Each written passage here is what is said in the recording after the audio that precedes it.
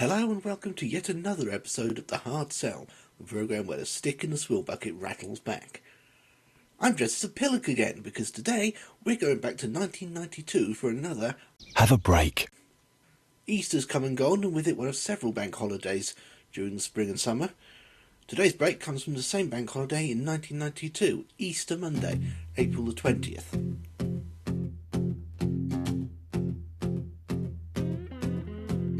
Deeply dip about the curves you got.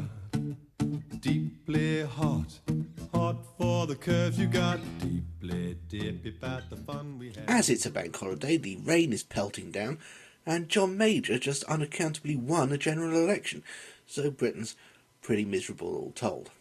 Even Deeply Dippy by Right Said Fred being at number 1 doesn't help. But there's no sign of despair here, because this is daytime TSW and a big Disney movie bedknobs and broomsticks. I like you better as a rabbit, Charlie. Shut up, you. Well, I never had a rabbit. Like most live-action 1970s Disney films, it's half an hour too long and padded with inorganic and unnecessary musical numbers, but good fun all the same. There was a period between 1988 and 1996 or so where that film was always on bank holiday mornings on ITV, along with That Darn Cat and One of Our Dinosaurs is Missing, which always disappointed the hell out of me by not including any dinosaurs at all. Also repeatedly dug out for bank holidays, unbelievably enough, was Song of the South. Sooner or later you're gonna be coming around. I betcha that I catch ya. You wait and see. Sooner or later you're gonna be hanging around. Hey, it's not our racially insensitive history. Anyway, here are adverts.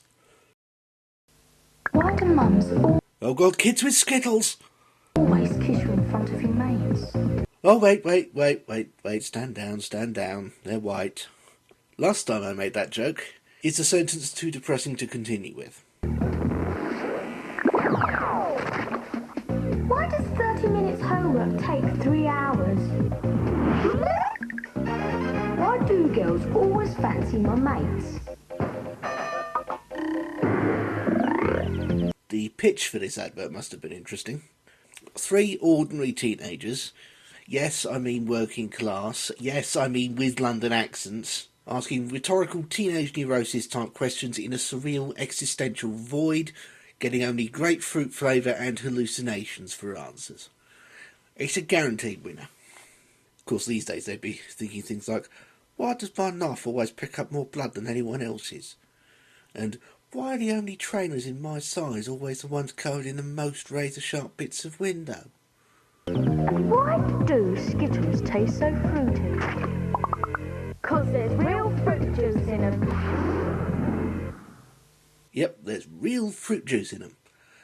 Like a droplet of it. Visit the Royal Bath and West Show at the Shepton Mallet Showground from May the 27th until the 30th. 4 days of action-packed fun at the Royal Bath and West Show. It's still almost certainly the most fun you will ever have at Shepton Mallet. There's not much to say about this. Obviously it's a pair of still pictures and a voiceover, none of which tell you very much about what it's advertising. There's a vague picture of a wicker basket, which is presumably from a hot air balloon, and an unclear faded shot of a row of cows. So, there you have it, the Royal Bath and West Show. It's at Shepton Mallet, it involves cows and balloons, and kids get in for £1. And the car park is free. Perusing the website reveals it's also Britain's only 4-day royal show. The rest are only 3. And they're definitely still seriously about cows. You could probably do far worse for a day out, even in Shepton Mallet. Until the 30th, 4 days of action-packed fun at the Royal Bath and West Show. As a clothes designer, colour is as important to me as style. But while styles come and go, there's now something new for colours that will be in fashion for years to come. New Ariel colour. It's clothes show host and Paulie Mady and McShane action figure Jeff Banks, plugging Ariel Color. Not colour, Color. I was asked to try it. It's a new main wash powder for the whole wash that cleans tough stains without bleaching the colours. Ariel Colour's got a unique Colour Plus system. The bleaching agents have been taken out and they put in colour-safe stain digesters that can digest even tricky stains. Chocolate ice cream, for example. Look, after one wash, some powders may leave some behind. But of course, being Ariel, Ariel Colour gets it out. And after 20 washes, this jet black cotton top could have ended up a bleached out charcoal grey. Ariel Colour keeps it jet black. At times, the first half of the 90s seemed like an endless string of new detergents, punctuated by pictures of Princess Diana. Ariel were at the forefront of most of them. They had the first liquids, the first compacts, and with Ariel Color, they brought the concept of detergents that don't fade your clothes to the UK. They illustrated this with a diagram showing bad red things connected to an arrow pointing out, and good green things connected to one pointing in. Well, I say out and in, and obviously pointing up and down. Appropriately enough, it's the colours that turn the one into the other. Red is bad, green is good. Therefore, in this context, the red arrow points out and the green one points in. Semiotics. It's not just for Umberto Eco anymore. It's great for getting clothes clean.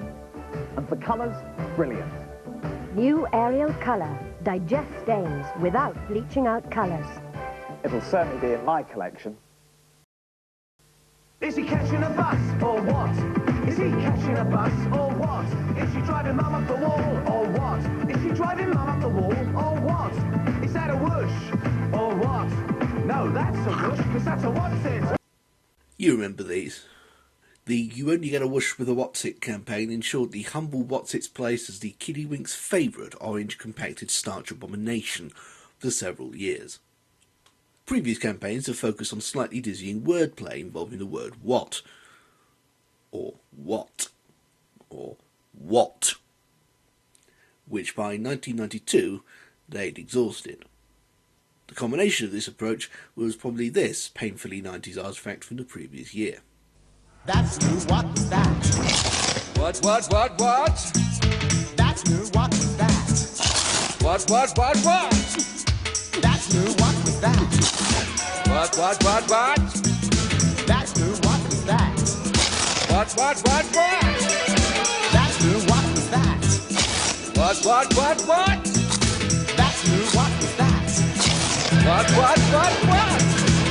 It's a new crunchy what's it? Us kids were constantly being bombarded in the early 90s with garish collages of generic authority figures being irritated. Such adverts never actually made us want to buy the stuff in question, because they made the fundamental mistake of trying to, metaphorically, speak the same language as the kids themselves. The whole point of having that language was that only the kids could truly understand it, and the adults, the advertisers in this case, were left with guesswork. And more often than not, they ended up as Steve Buscemi in 30 Rock.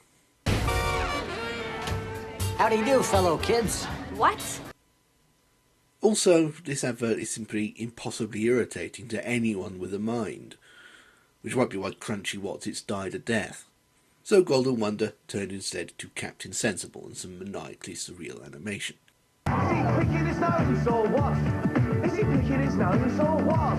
Is that bath running or what? Is that bath running or what? Is that a whoosh or what? No, that's a whoosh because you only get a whoosh with a what's it? From the Damned to Roger de Courcy.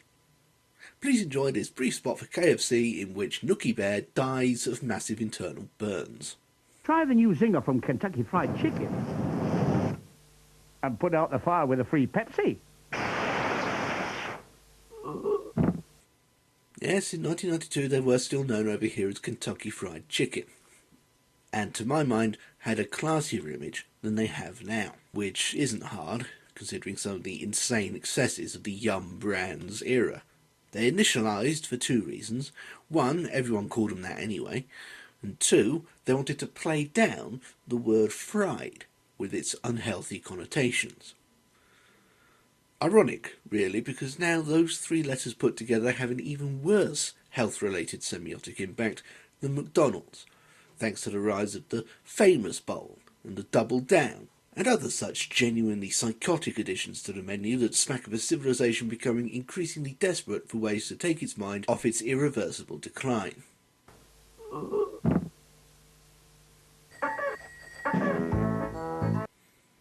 You might be surprised to hear that this is actually a test case for the complete naked horribleness of advertising. Or part of one, anyway. This is a little scene advert for Robinson's fruit drinks. A little slice of cartoonish whimsy which stars several puppety animals on a bike drinking fruit juice while someone sings a catchy, bouncy, descending tune about it. The manic gannet on the bike wants apple and strawberry, apple and raspberry. The manic gannet wants apple and strawberry, apple and raspberry, apple and blackcurrant, orange, pineapple and lemon. The basin on the bike sucks on his orange, sucks on his orange. Oh, the bison sucks on his orange, sucks on his orange, sucks on his orange. Ooh, hello, lady. Kiwana Dong says, Wait for me. You get more with Robinson's flavours. It's fun. Unfortunately, this is 1992. Fun, it's decided, doesn't sell.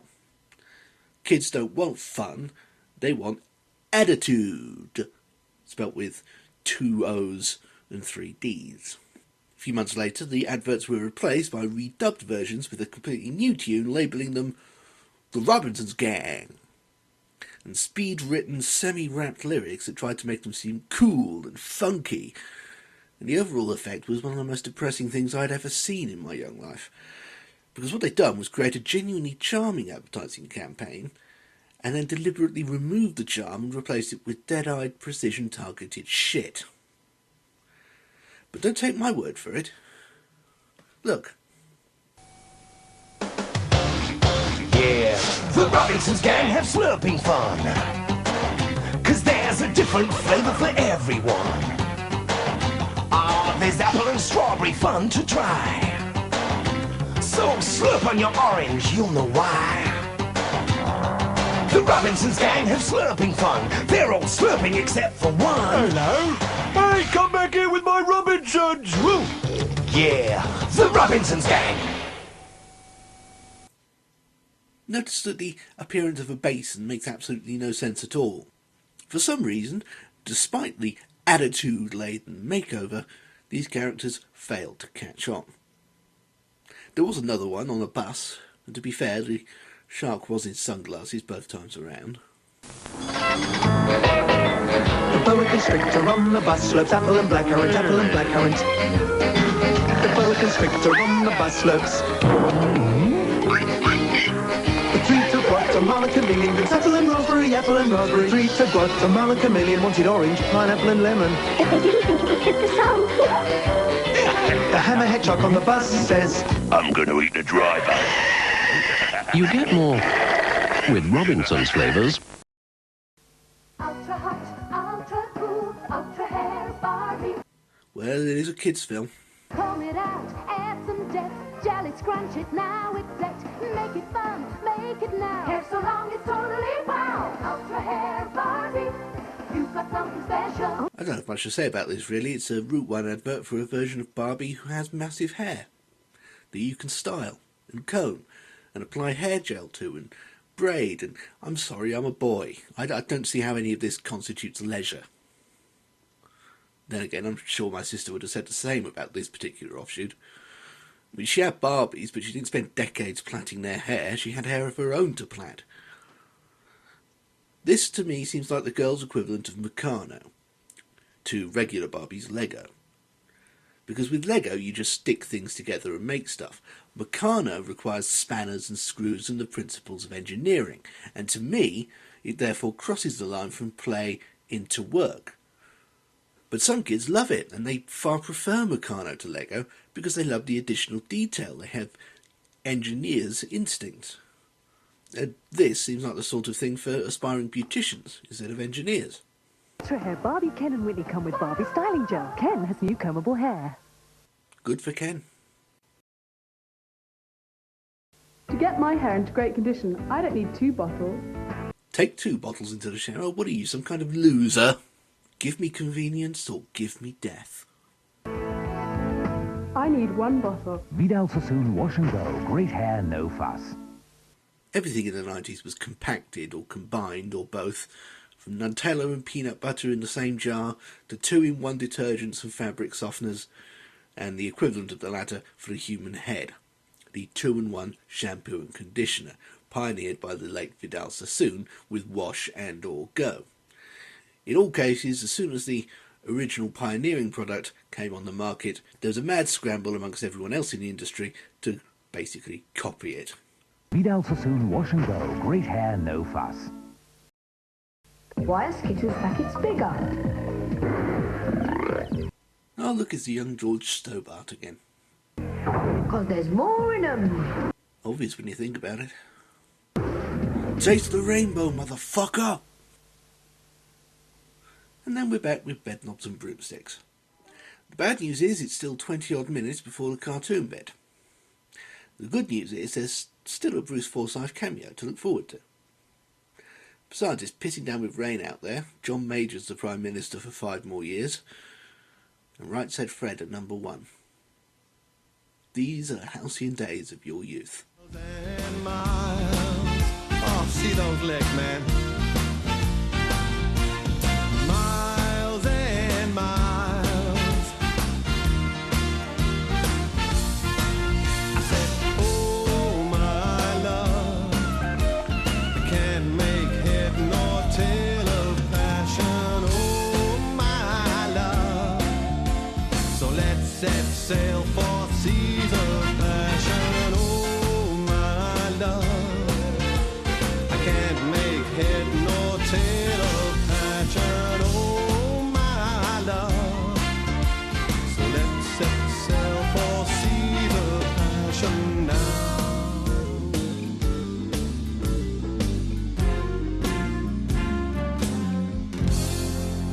I'm taking a hike to Tahiti.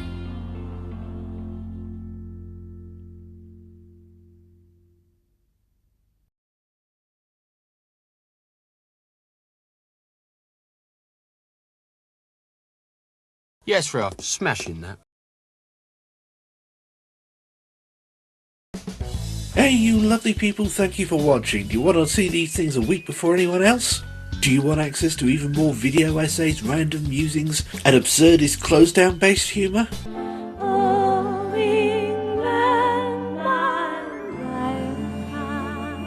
Do you want to read and help shape my new book about the history of the British Broadcasting Corporation? Do you want me to continue to have food and shelter? Well, consider that one a bonus.